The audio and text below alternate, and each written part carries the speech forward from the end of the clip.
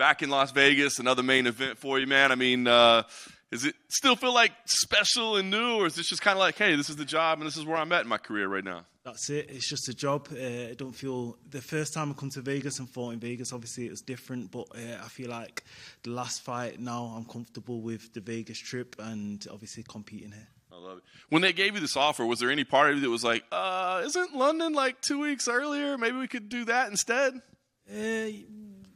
Yeah and no. I think there's pros and cons, right? Obviously, the travel for me is a con, but the pro is I'm fighting Josh Emmett. I get to fight Josh Emmett, 5-round main event in Las Vegas. So for me, it's a blessing either way. So I'm happy. I love it.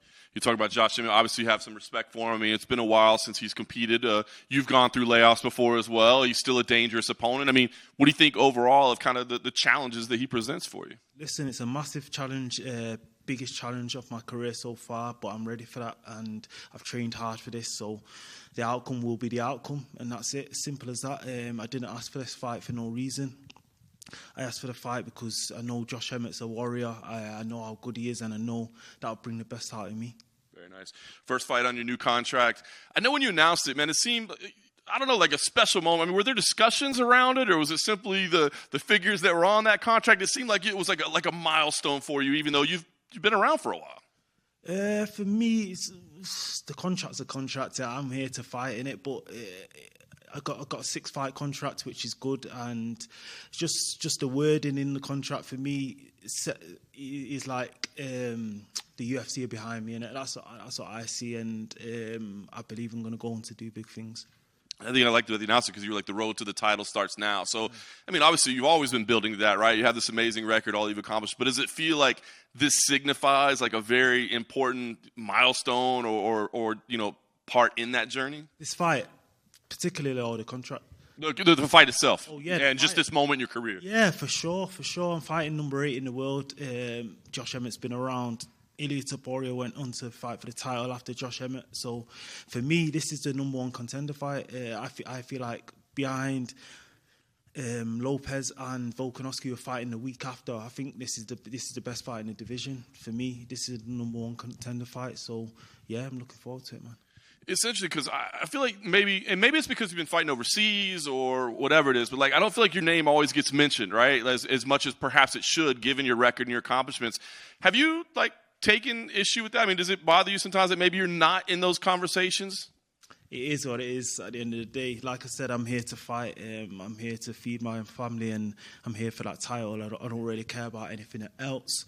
But yeah, it's probably because I'm quiet in it and I'm reserved in it, and that's the only thing I can put that to. Because if anybody else, especially in the UK, any of the UK fighters had the record I had and beat who I've beat, then you already know. So yeah, it is what it is, though. Do you ever have those discussions like, man, maybe I gotta start talking some shit, or I gotta stir some things up? I'm always gonna be me. That's it. I'm never gonna be fake. I could be fake and be an actor, but I'm always gonna stick to what feels good for me in it. So I'm just gonna let my fighting do the talking, and keep stacking up them wins. And surely after a bit, everyone will get behind me.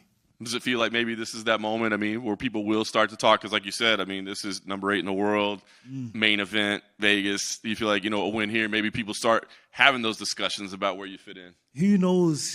Because I believe the Barboza fight was a solid performance as well. And I went on to beat Dan Ige. But yeah, beating Josh Emmett, you're undeniable in it.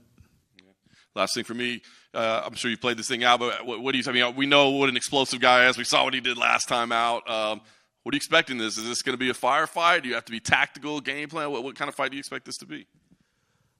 I'm expecting the best Josh Emmett, like I said before, and I'll be ready for anything he brings. So I don't know how the fight's going to go. I don't know what type of style he's going to bring, but I believe I'm prepared everywhere.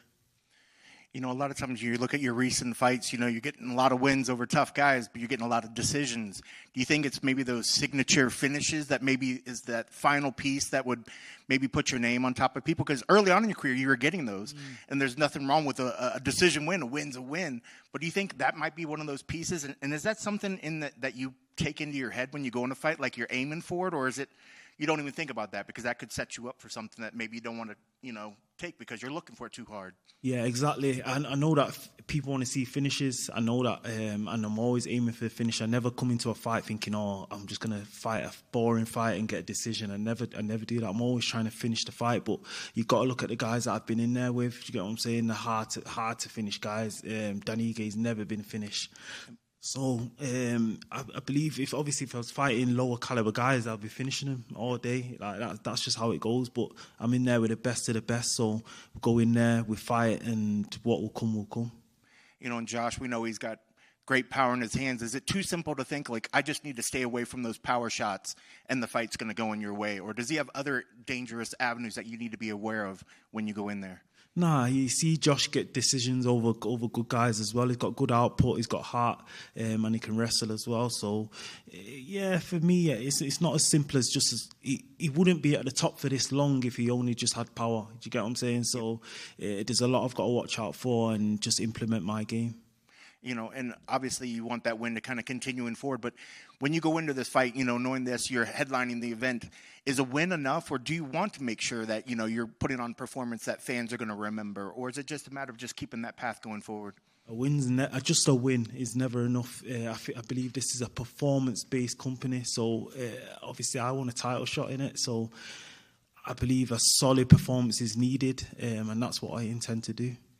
And I guess with that, what are your keys to the victory? What needs to happen to make sure that you get your arm raised on Saturday? Keys to victory are pretty obvious. Be defensively sound and just fight the fight at my pace. Do you think does when you see a guy like that's heavy with the power, does that usually translate all 5 rounds, or is that something that you just need to kind of worry for, like maybe the first 3 rounds? Does he seem like the kind of opponent that if you go deep, that that it's going to be in your favor? Or do you think he's still going to be dangerous as if it goes into the 4th and 5th rounds? Nah, Josh Emmett was dangerous for 5 rounds in my eyes. I watched the Topuria fight. Obviously, he went 5 rounds with Topuria, and he was still dangerous. He's still there, and his cardio still held up. So usually power punches get tired after throwing heat, especially in the first few rounds. But he's there. But I'll be switched on for 5 rounds if needs be.